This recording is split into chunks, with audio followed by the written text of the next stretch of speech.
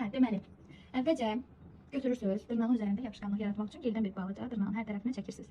Bu gelin üzərində rahat hərəkət elətdirmək üçün şərait yaradır, sürüşdürmək üçün geli. Sonra geli bu qədər götürürsünüz. Nə qədər çox götürsəz, yəni problem yox. Çalışın geliniz rahat olsun ki, yəni yığıb yığışdıra bilərsiniz. Amma bu gel çox rahatdır deyə. Qoyuram ortasına, tam mərkəzə. Biraz da qoyacağım hələ. Sonra bunu yavaş-yavaş dibə doğru aparıram. Çox qarışdırmaq lazım deyil, çünki çox qarışdıranda içində hava qabarcıqları qalır. Diblərinə dəymədən hər yerinə geli otuzdururam. Artıq əlavə ikinci nazik gizdə ehtiyac yoxdur. Dənə qoyuruq qəşəng hər tərəfinə, yenə əlavə edirəm.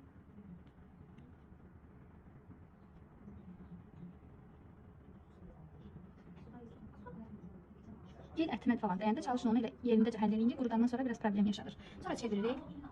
Qəşəng düşür belə. Yandan çək bu tərəfdən. Oradan bu tərəfdən. Ay sağ ol.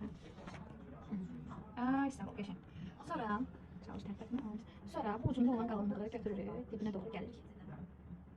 Dibində bunu biraz saxlayırıq və uca doğru gedirik.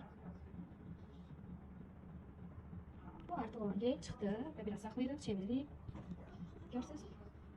Qoyacaq aparata. 8-10 saniyə sonra saxlayırıq. Ondan sonra rahatlıqla sıxırıq. Və aralanmalar nədən olur? Aralanmalar bəzən çox qalın qoyanda olur. Gelin tərkibini bilməyəndə olur. Bu gellər rahatdır deyə maksimum 8-10 saniyə qoruyur. Qoruyandan sonra götürürük. Baxın maşanı belə tuturuq. Dip hissələrindən tuturuq. Müştərinin indi çəkilişə görə səsini çıxartmır amma.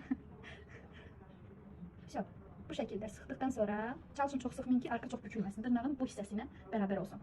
Çünki bəzən bu hissəni çox eyni saxlayıb, buranı çox sıxırlar, çox səliqəsiz görüntü olur. Bu əslində pülkasız texnikadır. Baxın, pülkasız texnikadır bu. Heç buna pülkaya ehtiyac yoxdur, amma bəzən olur. Aparata qoyuruq, 120 saniyə qurudur.